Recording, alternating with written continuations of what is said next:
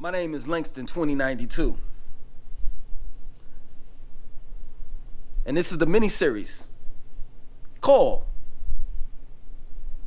Fast Money, Women in My Life, Part 2. So, Niecy gets stabbed 77 times by her crackhead boyfriend. He took a VCR and the VHS tapes in order that he can get some crack. So now, Jamar hears about this and he's distraught because he's saying to himself, it's formulating in his mind like, had I not hung out in Tompkins Projects that night, I could have defended my mom. I could have been there to help her. So he flips, because his mother means everything to him. Shit. Let's be real. I was raised by a single parent, my mom, and just as well as him. So when he lost her, he lost everything. So to make the long story short, he wound up living with his father, Mackie. Mackie couldn't control him, so Mackie put him in job court. In job court, Jamar, he didn't really like it. He called us one time and he talked to me, and I was like, at the time, I had a little bit of money, and I was like, yo, man, if you want to, you could come down here, come down south, and you could live with us. Now, taking heed, I was just getting into high school. I've been down south for about 4 years, so the accent was so suddenly, going away. So I got a little twang. You can come down here. And he was like, he was talking to me. It was as if he didn't know me, because he knew me when in New York, and now I'm down south and I've changed somewhat. So he was like, yo, man, I'm not coming down there. The South is country. I'm not doing it. So he never came. He didn't even come and visit, right? So he's, he leaves job corp. He tries to stay with his father again. Mackie ain't having it because Jamar's acting up. I understand that his mom is dead. She was stabbed 77 times. Like, yo, you don't know what that's like, being a teen, losing your all. So Mackie wasn't really understanding. So what happened was, Jamar went back to the projects, Tompkins Projects, and I think he stayed with his grandmother.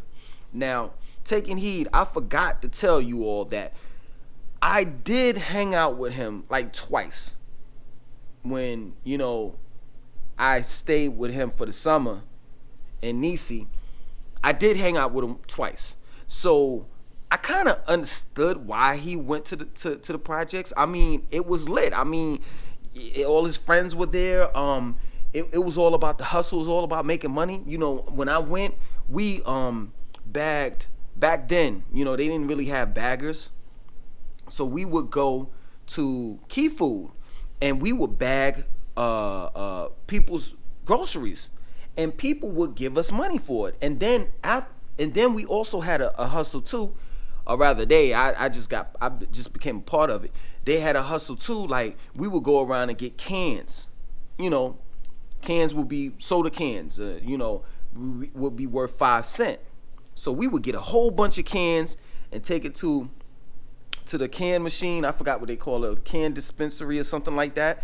And we would get money off of that. So it was like several ways of making money, and then we would hang out, and it was just a fun time, But like one time I went with them, and they did something stupid, and I was like, yo, I'm not coming. I'm not hanging out here anymore. They took some dry ice and they was trying to melt a lock off of a store because they was trying to break into it. I seen that. I was like, I don't want no parts of that. I'm not doing it.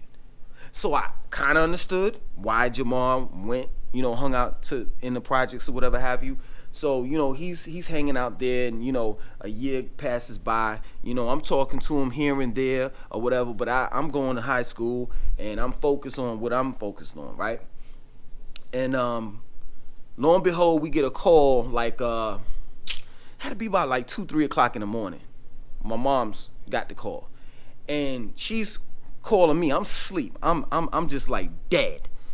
And I had a cold. I'll never forget it. I had like a real bad cold. So I'm like really, really dead. She called me like after the 13th time I woke up, and she was in the living room, and she was on the phone. And I don't know who she was talking to or whatever. And I come in there and I see her with her head down, and I'm like, yo, mommy, I mean, what's going on? And she said, fuck. Yo, all right. Jamal's dead. And I said, how? She said that, Jamal and his crew started breaking into cars and stealing people's stereo system. And this guy that he broke into that particular, his car. He saw Jamal on a payphone. And when he saw Jamal on a payphone, talking on the payphone one day, he just went up to him and shot him several times, and Jamal didn't survive. And when my mom's told me that, I remember just being like real numb, because I couldn't believe it. How can I comprehend that? Like I'm in my teens. Like, what?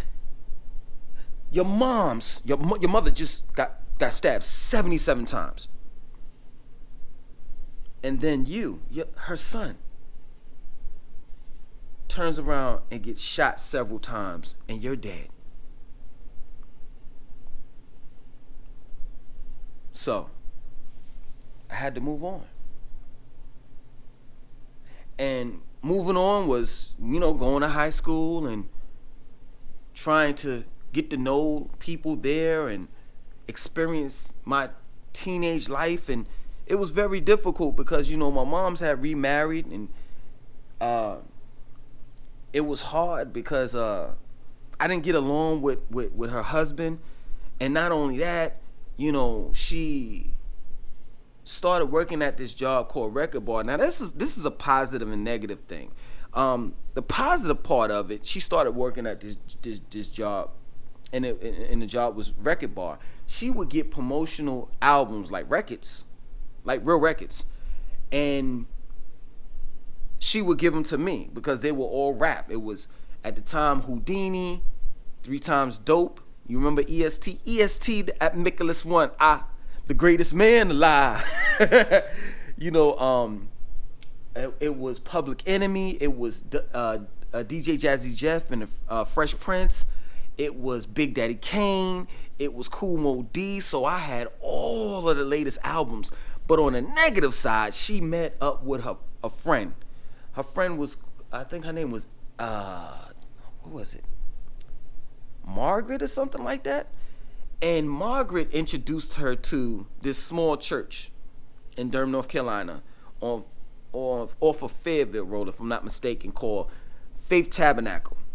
Now, when she introduced my moms to this church, my moms changed like that overnight. I mean, like, at one point in time, I remember my mom's playing Marvin Gaye and, Patti LaBelle and Earth, Wind and Fire, and she was this soulful person. And then the next thing, it was, thank you, Jesus, thank you. And she bought me a Bible for Christmas. Every Christmas, I would get slacks and suits and stuff. Everything was geared towards church. And I was like, yo, you gotta be kidding me. And it just bothered me so much, man. We had to wake up early Sunday morning and go to Sunday school. and then go to the regular church, and the pastor, he had a Jerry curl. And he'd be like, yeah, Lord Jesus, Jesus, and he started doing a running man and all that. Man, I didn't have time for that, man. I didn't, because when we was in New York, like, I'm not gonna lie, we did go to church here and there, but for the most part, we didn't really go to church. But my mom's got real religious when she came down south, right? So I'm dealing with her, and her loving sweet baby Jesus. I'm dealing with my stepfather, and we're not getting along because that's not my father, and he's trying to act like he's trying to be my father. And then there's favoritism going on in the household because my sister,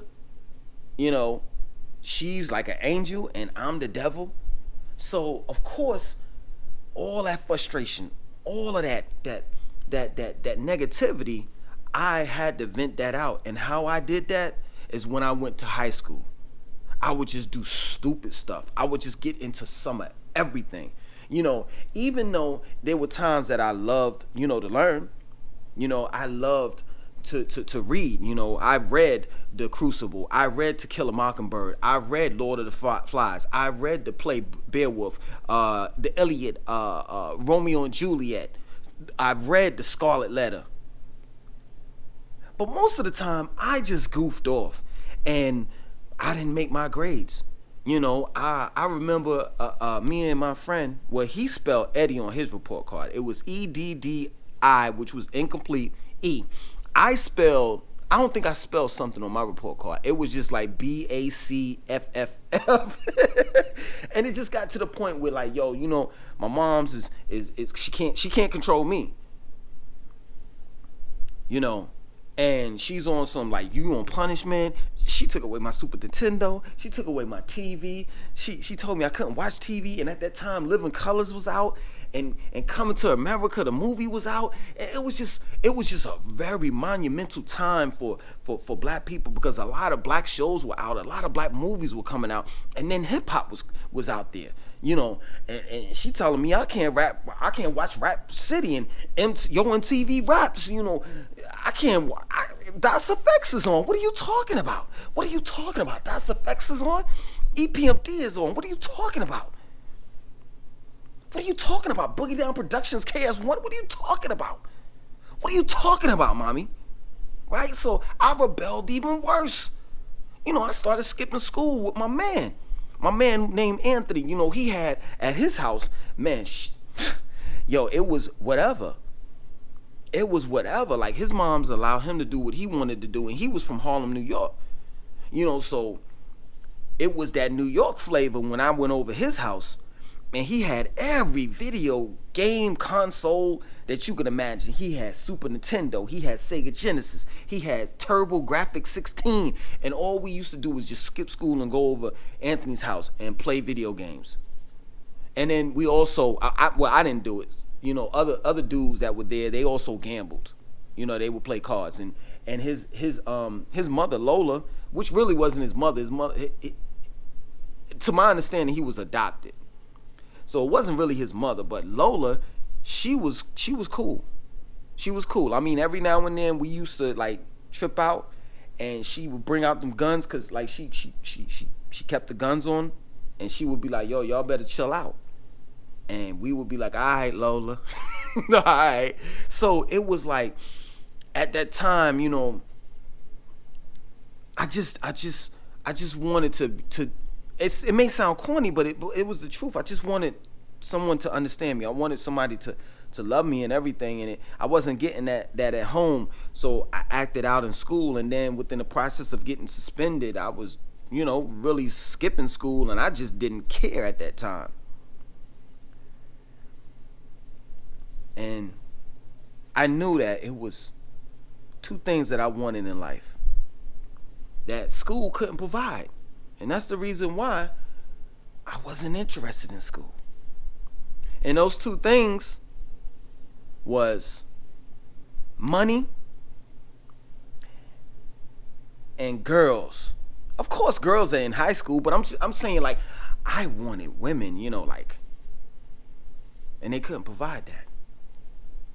So it's crazy because like in the South, it was about going to college. It was about, graduating, going to college. And most of the time people that went to college, they took up liberal arts and stuff like that. They didn't know their majors because it was programmed in our mind in the South. Just when you graduate from school, you got to go to college. But we just didn't know why. So I managed to stay in high school, and I just duked it out. And I tried the best that I could to kind of like, make things okay at home, but it wasn't, and I was a liar. I'm not gonna lie. I used to lie all the time. I used to skip school and stuff like that, and I never forget when I was 17. I met this girl named Shelly. And Shelly, she was from Miami. And at that time, I was attracted to green eyes and red bone. And she was real thick. She was really, really like built like a woman at the age of 17. And I'll never forget it, I met her through a mutual friend and we exchanged numbers, and I wound up talking to her, and I was like really into it. I'm a virgin. I really don't know, anything about sex or nothing like that. And she's like well experienced. I remember when I was in Rogers Hurd. You remember that school I told you about? It was an all black school where Marvin Strange got his butt beat. I remember in Rogers Hurd, this girl used to like me, and she had big breastises, and I was trying to figure out, like when, how am I going to be able to have sexual intercourse with her? I don't want to get her pregnant, so I came up with this plan. Like, okay, I'm gonna invite her over, and then I'm gonna take Saran wrap and wrap it around my penis, and then put a rubber band and make sure that the Saran wrap don't come off my penis, But this girl, she knew about sex and everything, and I'll never forget. One day she got suspended from school, and she asked me to come over. Now, taking heed, I didn't even go to school that day. I wasn't even suspended. I just didn't go to school. I was like, forget it. So I come over our house, and she's sitting there looking in my eyes, and she's like, yo, I'm ready to make love. She said something corny, because we say corny things at 17 years old, and I'm looking at it, and I'm like, I don't know. My man, he had gave me a condom, but I'm inexperienced. I don't know anything. But this female, Shelly, she knows it all. So she goes up to, she had like a system. Well, it wasn't hers, of course, but in her house she had a system, and CDs at the time just had came out. That's how old I am. And she played Miss L.A. It's something in my heart. It's something in my heart. Got me hooked on you.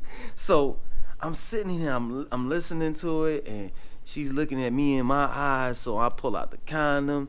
I'm trying to put it on. I don't know how to put it on. And she grabs me and she puts it on. And like, she really knows what she's doing. So I insert, and I'm stroking,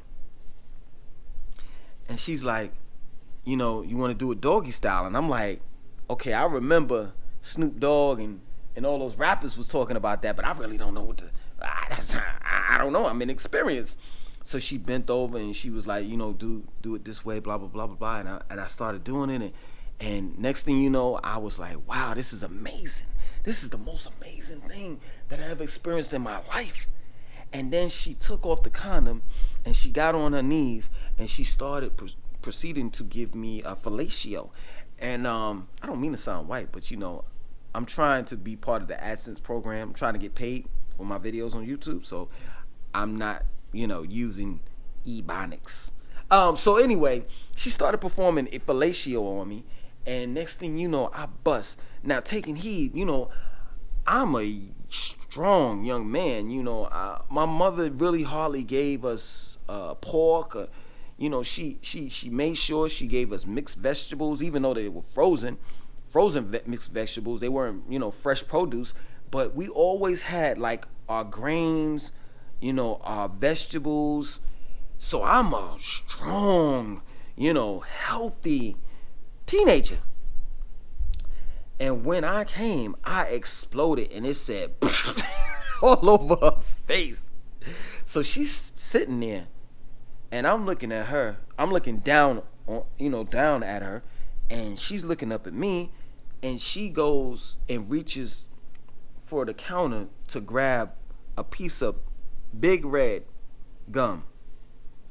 And she puts it in her mouth, and she starts chewing the gum, and she's like, "Why aren't you going down?" And I'm like, what do you mean? She's like, "You're still erect." And I'm like, well, I don't know. Now, taking heed, later on in life, I found out that I was like Ghostface. Ghostface came out with this most powerful lyric in Ice Cream, Raekwon featuring Ghostface and Capadonna. Ghostface said this powerful lyric. He said, "I'm high powered. I put Adina Howard to sleep. Yo, pardon me. That beep been on my mind all week. Yo, my stamina. I'm not trying to be egotistical. My stamina is impeccable. I know what to do with the ladies." And it's just that plain and simple. So when she said that, I'm trying to understand where she's coming from. But later on in my years, I'm like, my man downstairs, he's beautiful. He's beautiful. But at that time, I didn't understand. So I'm like, what you want me to say? But at the same time, I'm looking at it, and I'm like, saying to her, yo, you got Hellman's mayonnaise, a whole jar of Hellman's mayonnaise all over your face. Could you take your ass to the bathroom, wipe your face off, so we can continue this conversation? I'm going to end it right there. That wouldn't be the last time that I would have interactions with girls. My name is Langston2092. I want you to share the video, like, comment, and subscribe. Stay tuned for part 3. 1.